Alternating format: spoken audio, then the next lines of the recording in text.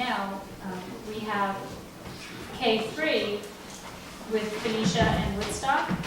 So you have one set of buses covering those two areas. At the very same time, you have another set of buses covering all of them to pick up the 4th through 6th graders to go to Bennett. And then you have another set of buses covering that entire area to pick up the 7-12. That's a lot of miles. And the kids, I think our ratio is 1 student for every 5 square miles. If you look at the ratio that the state publishes. I think we're, what, 110 square miles for the town of Shandaken? 120? So, yeah, you know, there are a lot of ways that this district is just amazing and incredible and unique, and a lot of those come with challenges as well. Right. You're welcome. Mr. Perez, last question. You have an addition to the budget for $272,000 for a chemistry lab that you said was also in the budget last year. How much was allotted originally? 440. 450, and there's a $272,000 increase? Yes. So you're talking over $500,000 for a chemistry lab? Yes. Yep, for state-of-the-art. State-of-the-art, and I mean, you put nuts to bolts. Air conditioning, I mean, it's state-of-the-art. But yes, that's what the bids came in at. Why did it come in so much higher? I know you have to ask the bidders. It's the economy, unfortunately. The economy is doing well, so.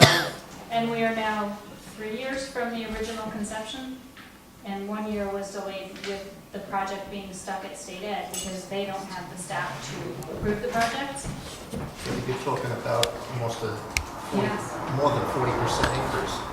Yep, and we base our estimates on what the architects tell us it ought to cost, and they base that on similar projects that they've seen built.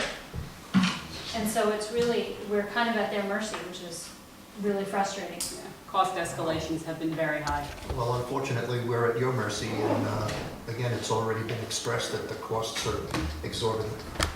Thank you. Thank you. Good. Thank you, ladies. Thank you so Appreciate your time. much. And please vote. Okay, we have another presenter. I'd like to welcome Judith Bromley, the Director for Raising Hope. So, can I just stand there so I'm not back up against people? Is that okay? That's fine. Is that okay? You can project. Okay, I'm going to leave some brochures here, and I'm going to send these around for people to see. So thank you very much for having me. I am very much a part of this community. I lived here for 40 years. The program that I'm talking about is something I think that can make a real difference in this community, as it has down in the Kingston area. We started about 12 years ago with the idea that lots of women had lots of needs and they weren't being met. So we tried to see what is available in the community for people, and how come after 6 months of being graduated from various programs that were available to help women move forward, were they not successful? What was the problem? And the problem really turned out to be that there weren't role models in the community that were willing to partner with the women in the community and help them really get to where they wanted to go. So we put together a model of a women's mentoring program, and it's based on the ideas of professionalism. So we help people do some values identification, because all professions do. And that's really an interesting thing. If no one has ever done that, what are your 3 best qualities? Your 3 best qualities? Yes, you. Hard work, Okay. consideration before acting, Okay. and compassion. So those are the things that we would help you use in order to put forth whatever vision you have for you're coming forward, where you want to be a year from now. So that's one of the ideas that professions do. Everybody identifies and does. The second piece is, how do I become an expert? How do I become really good at whatever it is I want to be? So that idea is there's formal education, and then you have to put that education into practice, and then you become an expert. So we work with women on finding what's your vision for the year coming forward. Do you need extra education in order to meet that goal? Do you need business experience in order to meet that goal? Or do you have a bunch of the pieces of the puzzle on the table, and there's just that one thing that you can't quite put your arms around, and there's somebody else in this community who has done that thing and knows what that piece of the puzzle is? And so that's where we say to people, so what do you want to do? And then the last piece has to do with accountability. And this is what makes us different from any other program that there is. Most programs are based on the idea of responsibility. I'm a good kid, I do exactly what Rob tells me to do because he's my authority here in this room. However, if I don't have an authority in the room to tell me what to do, maybe I'm not very sure about what I ought to be doing. And so it makes it very difficult for me to feel any kind of power and move myself forward. So what we do here is teaching people about accountability. Accountability means that I have, based on my values, my education, and my experience, there's a certain number of things that I get to do. And I don't have to say Mother Man to anybody because I've earned that right. So we want to help other women in the community earn that right to feel powerful about doing what they need to do to move themselves forward into independence. The other piece of that, and this is the really important piece, is when we're working from responsibility only, it's very difficult for me to get feedback and take feedback that causes me to move forward in a creative way, right? Because I feel like, oh, you're criticizing me. Oh yeah, you don't like me. Oh yeah, you just didn't think I could do it, and so therefore I don't do it.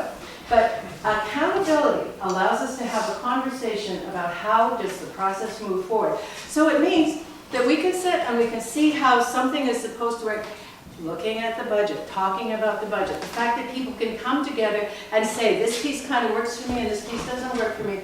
And it doesn't become personal, it becomes part of a process. So that ability to have people sit down with one another in a very honest fashion and talk about what worked with this plan and what didn't work with this plan is very unique to this particular program. So the reason I'm here, besides the fact that I love here, is because people, there's a lot of kind of deficits nowadays and people aren't really sure, like, where do I go to find stuff that can make the community better and stronger? Where do I go? You know, where do I share some of the good stuff that I've done with my life? Now, I'm almost 70 years old. And, you know, my grandchildren look at me and they'll say, yeah, not so interested, Grand. But there are a whole bunch of people out there who actually are interested in what I have done with my life. And those are the people that I can help move forward. So we get to do this really good sharing that moves the community forward and helps people really accomplish things. Today, I have had one of my women who started about 10 years ago, single mom, 5 kids, lived in an awful place that she couldn't even heat it in the winter. Things were just really, really rough for her. She just graduated as a social worker, and she's now ready to give back to the community based on the experience that she's had. And that was because she had a mentor with her who said, yes, you can do it. Oh, I might also add, she's brain injured.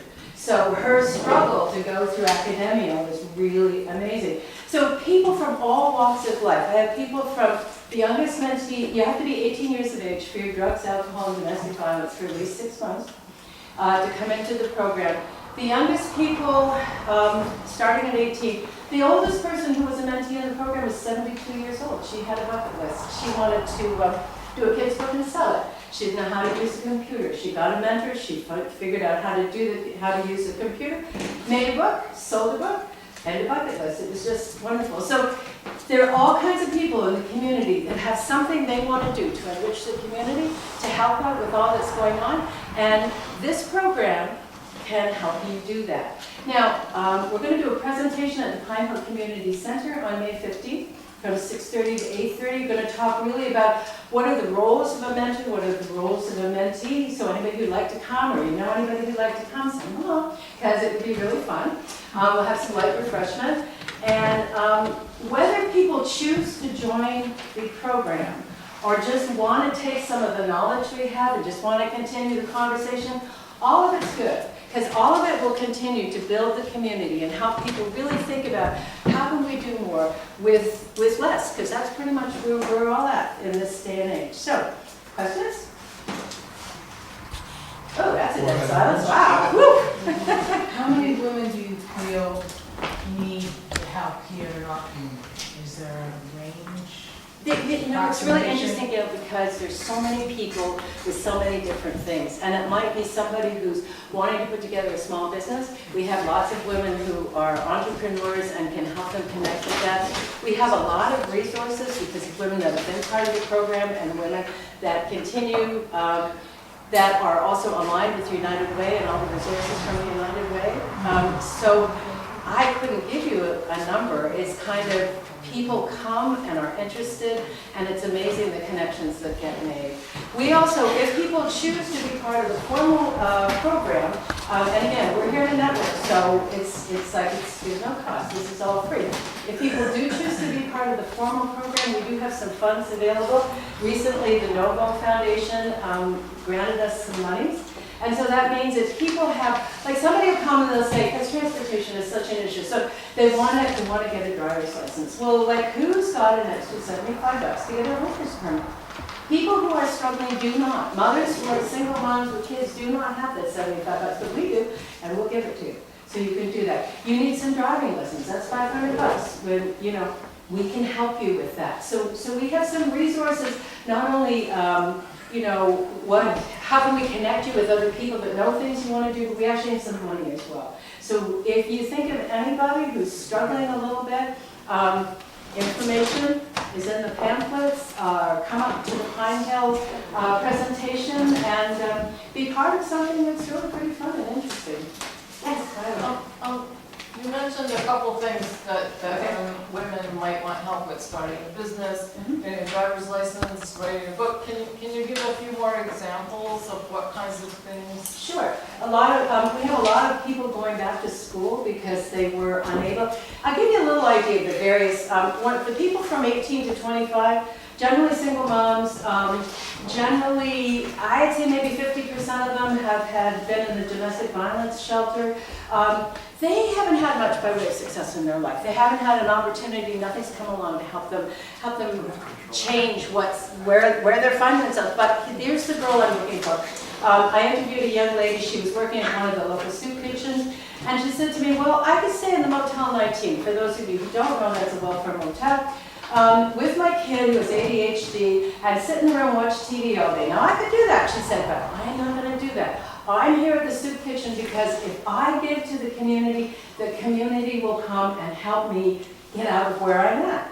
Now that's the girls that we're looking for in the younger. Our middle component, let's say 25 to maybe 40-year-olds, they've had some success in their life, they've had some college, they've had some employment history. They may be looking to do a small business, but they haven't been able to do it. It's either they tried to start out when the kids were too little, they had trouble with relationships like we all do, but anyway, trouble with relationships, or drugs and alcohol came along and took them off their path for a period of time, but now they're back and they're hungry and they want to complete this, whatever this thing was.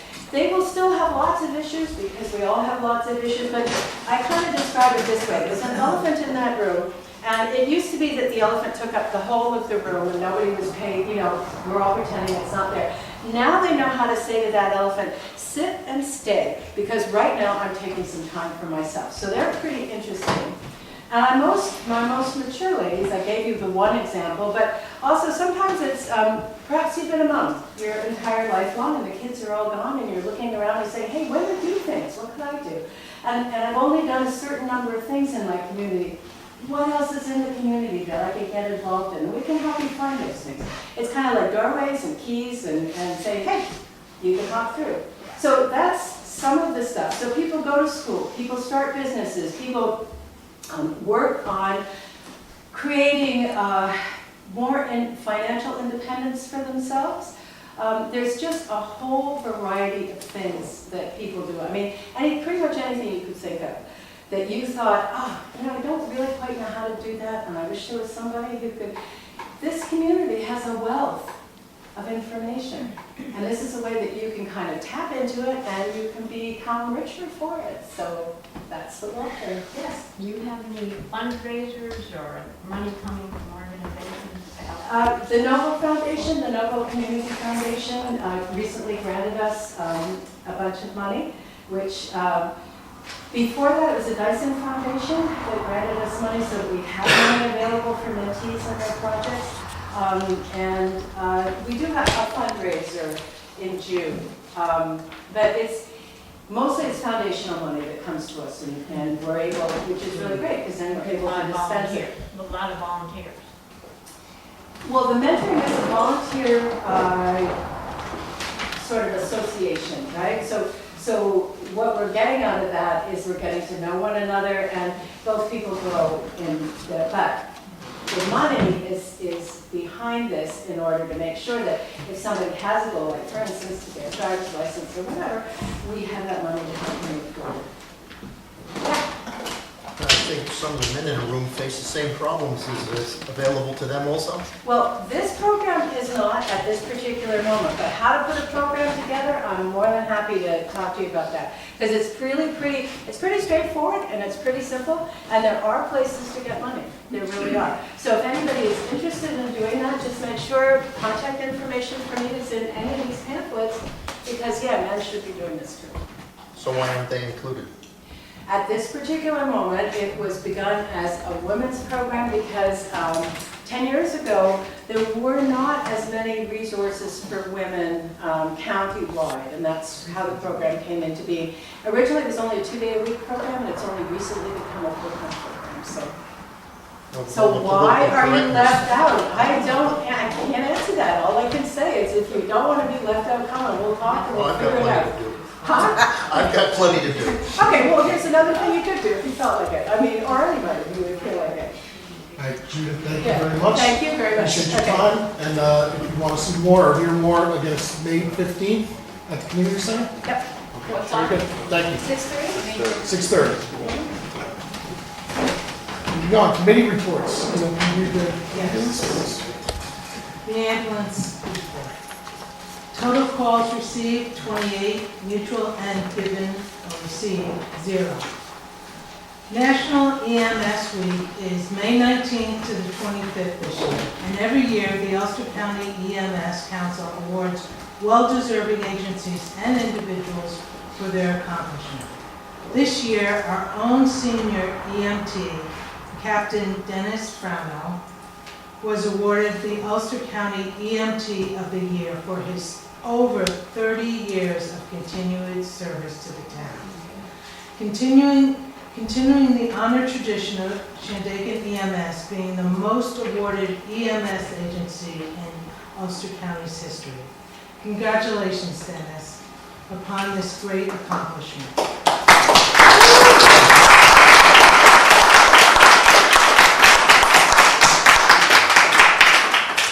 Dennis, along with other award winners, will be recognized at a gala to be announced during the EMS week.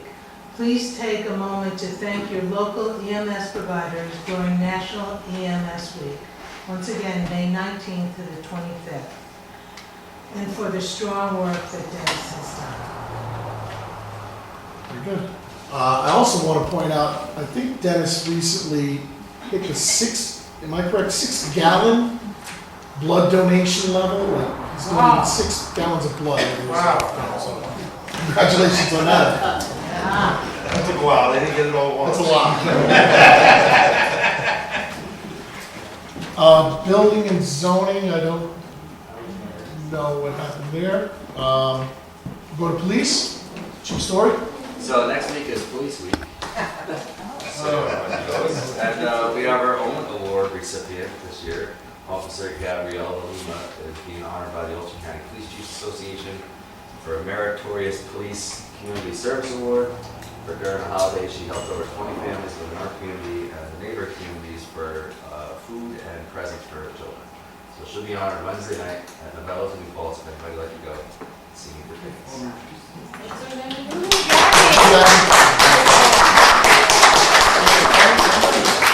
Was she part of a CPR save last month? She was. She was, We yeah. were just looking to get confirmation on that, but she and another. Me? You. We were the first ones there, she was coming down the road, I was going up the road, and the guy was laying in the front yard.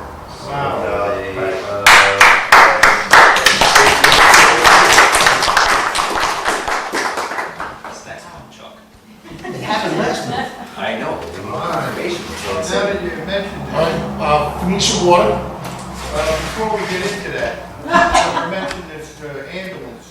Has anybody called Bel Air or the state about going up there for these calls? We shouldn't be going up there for calls. We have to legally respond within our jurisdiction.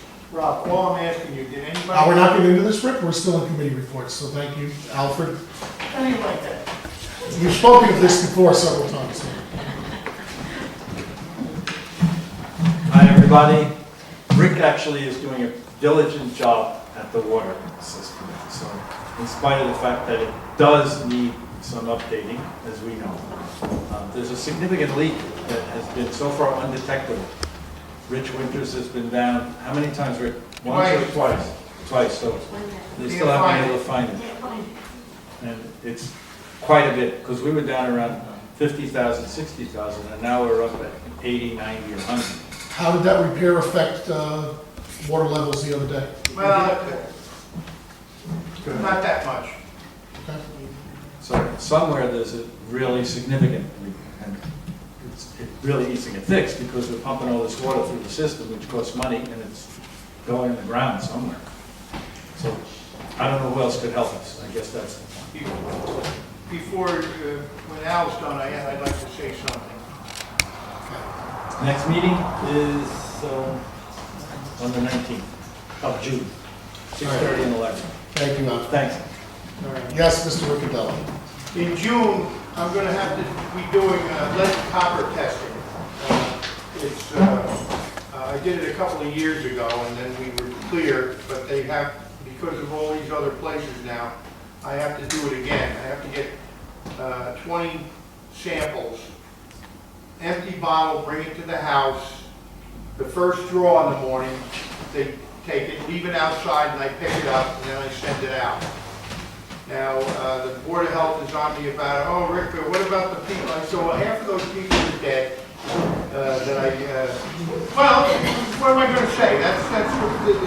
They're gone. And we've got all bed and breakfast for people that are, they don't get up in the morning. You know, so it's very difficult to find these now. I'll do it for you. Huh? I'll be one. All right, good. Yes, all right, there's two. I'll bring a bottle. All right, very good. Wonderful. So you want 20 homeowners in Phoenicia Water District to volunteer? Out of that 20, I'm going to need 10, you know. Okay, so we can put that out there. Yeah, put it out. So we need volunteers for a water test. Yeah, because the ones I had, they're gone, you know. Probably from drinking water. Easy. How people get a hold of you? Can I give you your home number? If I put it No. out there? 5172. It's a water plant. I'll get back to them. Home number. 5172? Well, your number is in the book. I got every screwball and their brother calling me. All right. All right, I'll put it up there for you. And when do you want this done? Oh, no, I'll let you know. It's going to be in June. All right. The Board of Health has It's to to test. coincide with the state. It's, you know, so I will, You'll just contact. I'll contact Joyce. We can collect the names now, Yeah. Yes, you collect the names so I can, I'm cool, man. and I, you know, I have a piece of paper I bring with the bottle. The first draw in the morning. Yep. Put it in the bottle, leave it outside, I pick it up. Rick, I have a question. I always wonder, like, the lines that are going to our house in the water district. The lateral, Yeah, the lines carrying water. Do they corrode? Do they fall well, apart? over time, sooner or they're later? supposed to be K-copper. Yeah. Years back, there was iron, what was it? Galvanized. So we don't have many of them left. I think Al Peavy's got knows of one. The one I just sold, Oh, Ellen Cordo's house. Yeah. Has Yeah. iron pipe coming in. Okay. So that's gonna be replaced, Al said. So it's very safe, the piping that's coming, the water is coming through is not carrying anything with it that's like coming from the pipe? Cholera. Come on. Don't even put that out there. Rick. That's like. You know what, they're calling you. We're gonna give you your home address. Irene and Lee, a woman came up to me, and everything was running fine, we had no problems. She starts crying, oh, my son drank the water, what's gonna happen? I said, nothing. What the hell's the matter with you? Unbelievable. No, our I water's have good. people ask you that. Our water's good. I went to a class at New Paltz College a few years ago, and I I know what I do here, and they were talking this one, well, they take water out of the Hudson River, and this one, I said, what? And I told the head of the Board of Health, I said, you're bothering me after I'm hearing all these people taking water out of the Hudson? I said, I wouldn't, I'd rather shoot myself than drink the water out of the Hudson. I grew up in Catskill, but... All right. Good. We're going, moving along. Pine Hill Water, there's no report. Museum. Doris. Hi, I'm Doris Anderson. I'm on the board of the Shandaken Historical Museum. And we need a little help, and after hearing all these budgets, the school, and I love the presentation on raising hope, so I'm going to raise hope that, we can get a little help. Our building is literally falling apart. We need new rails, we need steps. Our rails are moving. I can move them like 3 feet either way. We have a mosh pit, just mud in the driveway.